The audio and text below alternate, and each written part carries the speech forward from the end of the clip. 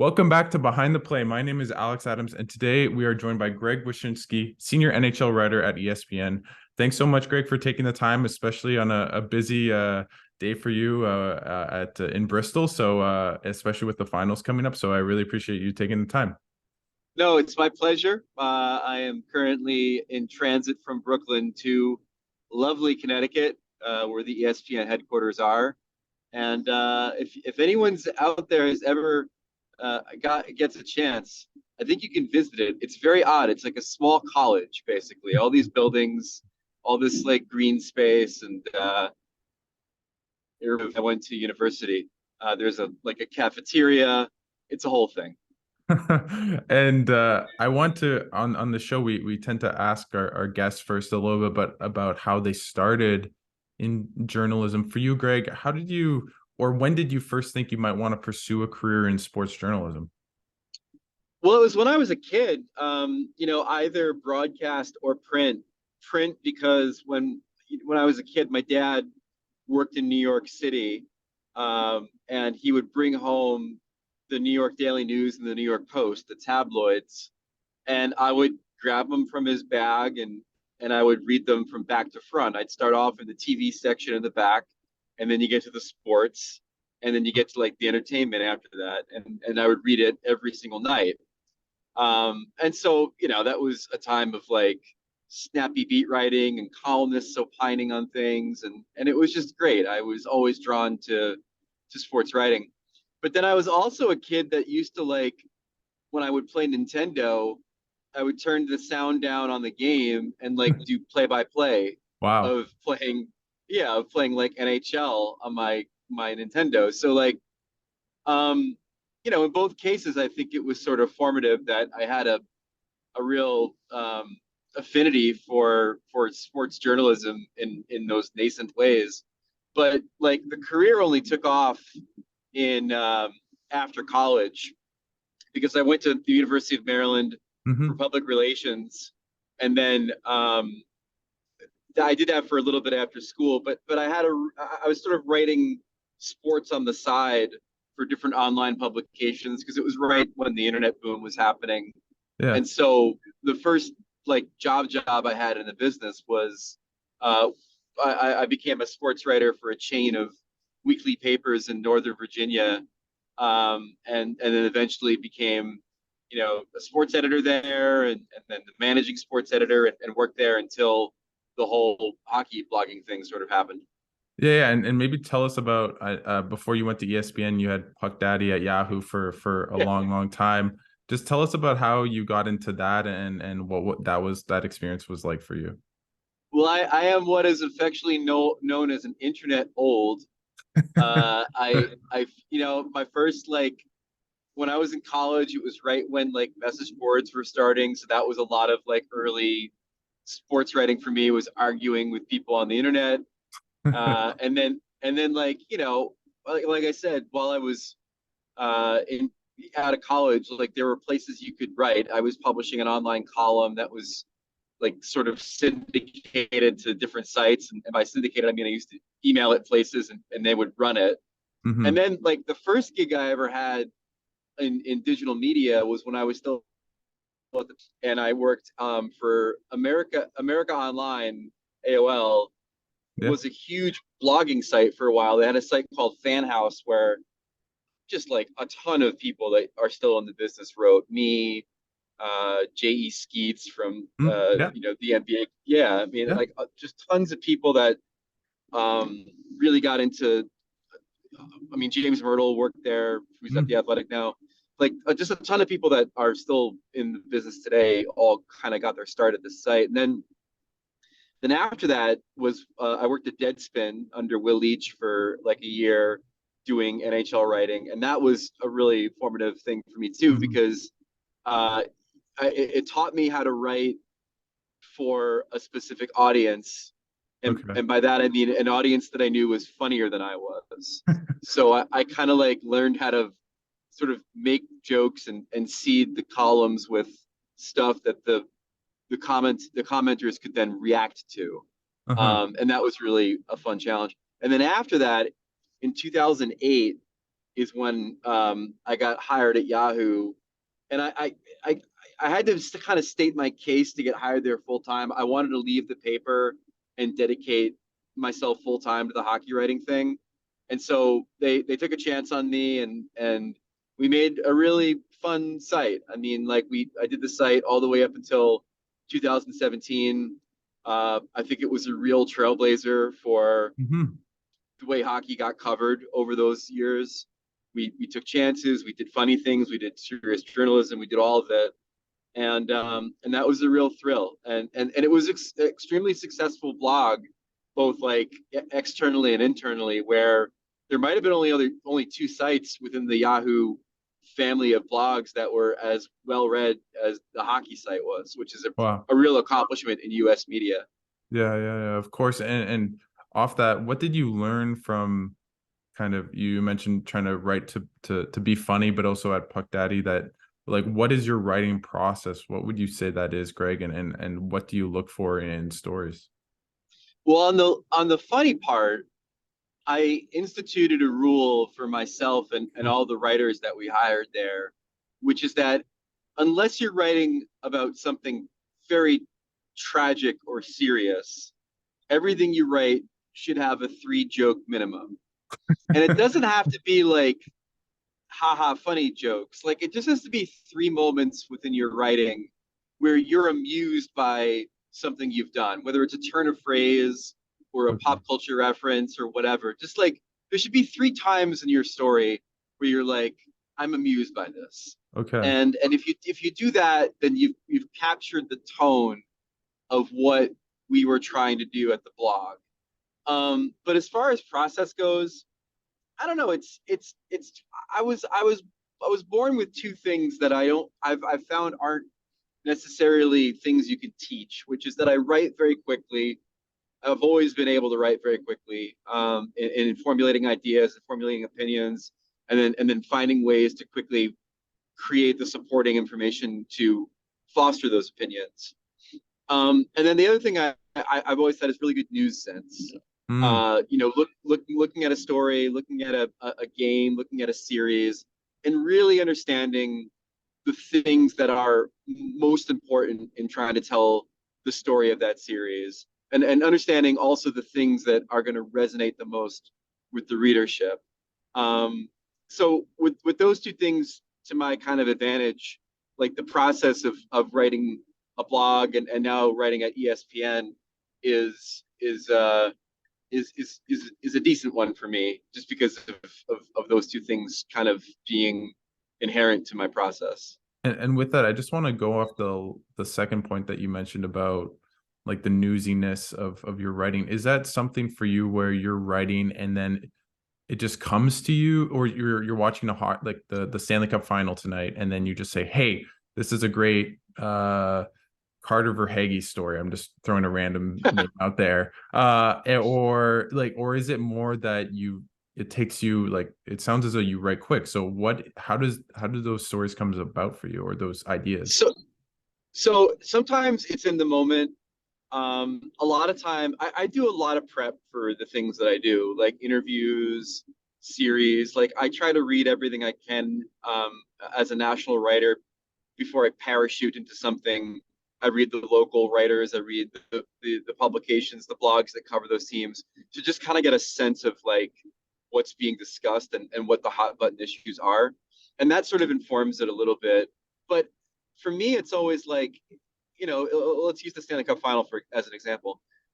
I'm gonna have like three or four irons in the fire already on Hmm. stuff that I've kind of like been thinking about or maybe reporting on. Maybe I covered the Western Conference final, and I've got some things that I've been like sort of picking stuff up on to serve as a story later in the playoffs. Like there are times when the story is obvious to me, and then there are other times where it's like pulling information back from other stuff that I've done to Yeah. say, okay, this is a good time to write the Aiden Hill thing that I've been kind of like noodling through, or here's why I'm gonna write about, I mean, if it's something like Verhaeghe, like it could be that he scored the overtime game winning goal, and I've just have some stuff already in the hopper that I can turn Mhm. around quickly on him. So I don't know.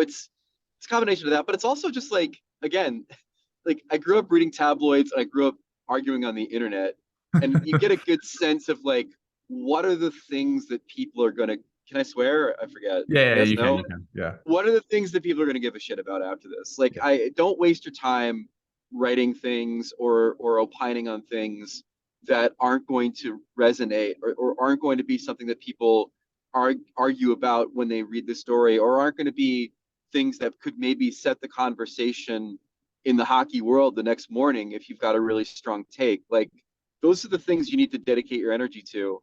The other stuff can take care of itself. Like, there's always room for offbeat stories or personality profiles, things like that. But you've got to prioritize that behind the stuff that really is you swinging for the fences. Is that kind of your number one that you'd say, if let's say you're giving advice to young journalists, is that go for where people like what people want? Is that advice that you'd give to journalists or people in the hockey media industry? Yeah, but the bigger part of that advice is don't be ordinary.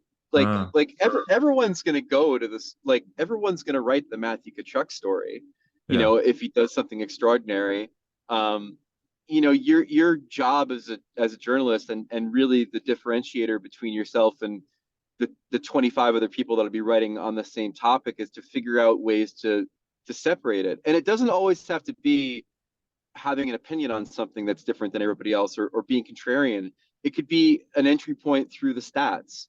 It could be an entry point through talking to somebody who isn't in the series that has experience with Matthew Tkachuk as a person. Like, there are a billion different ways that you can approach a story differently than everybody else. But the bottom line is you've got to approach it differently than everybody else. The volume of coverage now, whether it's print, digital, post game interviews, radio, like all of it is just, it's all there, and it's all there all the time. So your job is to, find that unique take, that unique entry point. It could be from yourself, it could be your own experiences as a person, as a fan, as a journalist, where you're going to be able to approach a story differently than somebody else. But that's the real key. It's one, knowing what to write about, but then two, knowing how not to be ordinary about it.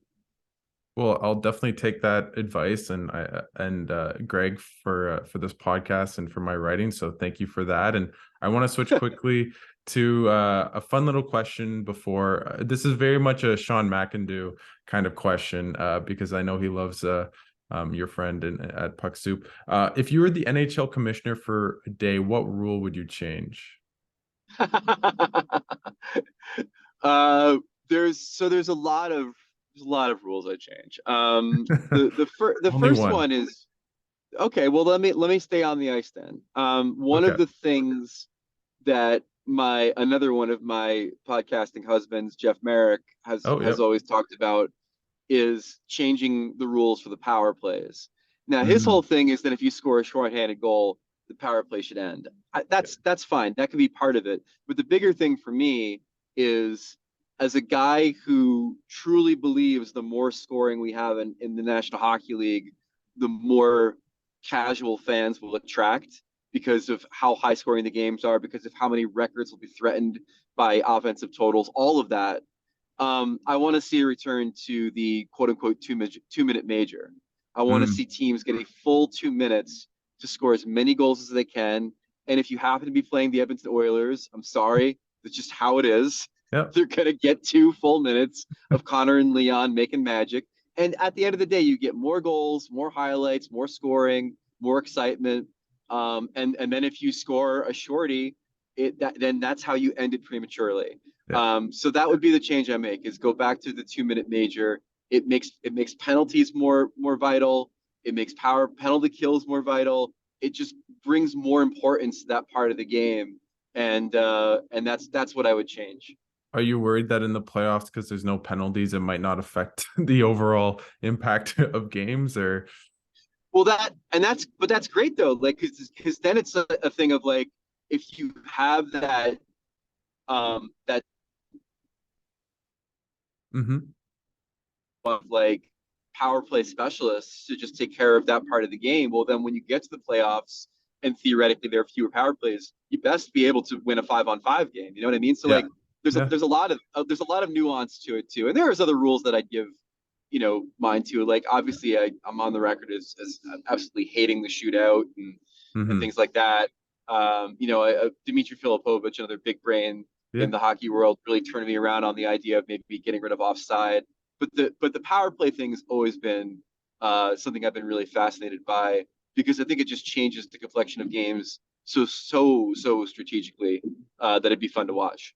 You're definitely the first one to say this. Most people say offside rule. So I appreciate the different kind of on the power play, and I've seen that online too. So that's really cool. I want to switch quickly before I let you go a little bit to obviously the on ice product in the Stanley Cup Finals. I know you picked Golden Knights in 6. How are you feeling about the finals after Game 1? What do you think Florida can do to make adjustments to come back in the series? What are just your overall thoughts on the Stanley Cup Finals so far? Well, I mean, if the Panthers come back and not at 1-1, I still really feel confident about my pick. I picked the Knights because they're the deeper team. I think they're peaking at the right time. The Aiden Hill part of it, as people saw in Game 1, I think there was a perception of Aiden Hill as being the kind of goalie that's like, hey, just don't lose us the game. But that's probably people that didn't watch him in the Western Conference Final really kind of like be a vital reason why they were able to advance against Dallas. Like he's playing really good. So the Knights I thought had a lot of advantages in the series. As far as the Panthers getting back into it, I mean, the easiest path is through Bobrovsky because of just how good he's been. But there's some interesting matchup situations happening in this series that seem to favor Vegas, in particular how they're defending against the Kachuk line and things like that. The Panthers have made a strong case for being one of the best teams in recent memory to prove people wrong every time you think they're counted out of something. So I doubt they're out of this yet. But Vegas is a very formidable opponent to them, that's for sure. Has Game 1 changed who your Conn Smyth picks might be on either side? Not really. I've long said that for the Panthers, it's going to be Bobrovsky unless Kachuk has maybe like 2 more iconic moments in the final, and I think that could happen. So I didn't count him Mhm. out of it yet. And on the Vegas side, like Eichel's had the inside lane for MVP based on the stats and based on how many people seem to really love the concept of this being his moment to arrive as a complete player. There's a lot of people that had a preconception of Eichel not playing defense that are watching him play in this playoff and are Mhm. like astonished that he's a 200-foot player. But the guy that I've sort of been eyeing as a potential MVP guy is Jonathan Marchessault. And statistically, he's right there with Eichel. I think he's now tied with Carlson in goals. But he's also got the original Golden Misfit thing going on, and he also was famously jettisoned by the Panthers to then Yeah. become a Vegas Golden Knight. So I mean, like he's got a bit of interesting narrative to his candidacy, on top of having a very strong statistical case and easily is one of the biggest, most influential players emotionally for that team too. So Marchessault is a guy that if the Knights win the cup, I've got my eye on. But I guess if there's been any change, it might be the Aiden Hill part of it, where like Okay. now he has this really iconic save with the paddle on Nick Cousins, a couple of conference final shutouts. Like if we end this series saying, wow, where would they be without Aiden Hill because they had 5 different goalies this year? There's a lane for him to maybe steal this thing too. That's definitely interesting. Do you think a goalie that played only what he came in midway through Edmonton series, is that enough games to win a Conn Smythe in your mind? It is because of how he came in. If this Okay. was simply just like Bruce Cassidy being like, we've got to switch it up Yeah. and putting in Aiden Hill, that's different than Aiden Hill is the absolute outside of Jonathan Quick last resort for this team to maybe make a, a run at the cup because of the injury to Brossois. So like it's the way that he entered the series or the Edmonton series, and then by the way, made 24 out of 24 saves after entering Mhm. that game. Like I feel like that kind of overwrites the have played enough games to qualify for the award part of this. And I want to switch before I let you go quickly to, you wrote about Mike Babcock. You obviously got hired by Columbus yesterday.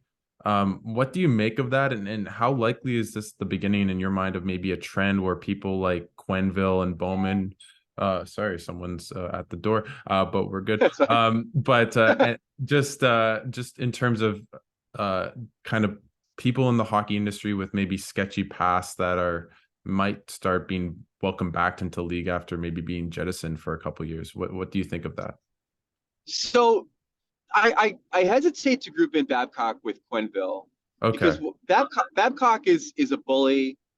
He likes to play mind games with his players. He's a real asshole behind the scenes. Like, I've been told that by numerous players that have played for him. What Quenneville did is unconscionable. I mean, whatever he thought was going on in that situation in that moment in Chicago, like, he was irresponsible about it, and then went on to again, like, recommend Brad Aldrich for other jobs, and Yeah. that's just, I mean, I don't think it's in league with what Babcock did. Babcock, though, like, he'd be coaching in the league already were it not for his contract with Toronto. Like, I get the sense now in Okay. reporting on this Columbus story a little bit, it very much feels like were it not for the fact that he was owed so much money by the Leafs, and whoever hired him would probably have to hit that mark financially to make it worth his while. That's why I think it's taken this long for him to get back behind the bench. Uh, um, how do I feel about it? I feel bad about it. Like, I don't think it's good for the young players that are going to be coming through the Blue Jackets organization to have Babcock there. I feel bad for Johnny Gaudreau leaving Calgary because of Daryl Sutter, partially maybe, and then now having to play for Babcock, like, Yeah. out of the frying pan into the fire. But it's very much a Jarmo Kekalainen move. Jarmo's a guy with extreme self-confidence. I'm sure he sees a bit of himself in Babcock. He made the John Tortorella move already, so he clearly has a type. I don't think that Rick Nash's role in all of this, despite having played for Babcock in 2024, I get the sense from what I've heard he wasn't like a driving force to put Babcock in that job, Okay. but was definitely used as a sounding board in the process. But there he is, and we'll see what he does. I don't think it's all that subtle that I'm not the biggest Babcock Yeah. guy. The man has done absolutely nothing of note without having the greatest team. assemblage of talent in hockey history in Team Canada, or having Nick Lidstrom on his roster too. Let's not forget about that. And then the other time he made the Cup final, it was because J.S. Giguère was so good that he won MVP in a losing effort. So I'm not the biggest Babcock guy. Maybe Columbus. A little advice. Yeah, no, I think we lost you a little bit there. I just want to quickly ask you, just as someone in the States, I'm in Ottawa. What do you make of the Sens sale, the craziness, the reporting? What do you make of that? I was bummed because I really thought there was a good chance that we could have Ryan Reynolds in full Deadpool gear at the Board of Governors meeting at some point. Like, that would have been tons of fun. And then obviously, like, the other stuff, the whole, like, trying to create a documentary series based around Ottawa would have certainly elevated the Senators' profile in North America in ways that it hadn't been before. So that was kind of a bummer. But I don't know, like, it's a messy process. Clearly, when you start dealing in teams that are going to sell for over $1 billion, it could get kind of chaotic. I'm not too concerned about how it'll all come out in the wash. I'm just really excited that the Senators seem to have been put on sale at a point where the NHL is hot. There's a lot of people that have a lot of money looking to buy into the league, and it seems like whoever ends up with the team is going to be someone motivated to spend a lot of money to make the Senators a winner and get them to play in a place where fans can get to the games a little bit easier. So that's very exciting. Yeah, I hope so. Definitely someone living downtown going to games. It's tough to get out there. Do you think it's a trend that now teams other than maybe Arizona will be going for north of $1 billion. Do you think the NHL's hit that kind of realm for team sales? Well, like you said, I don't think it'll be every team.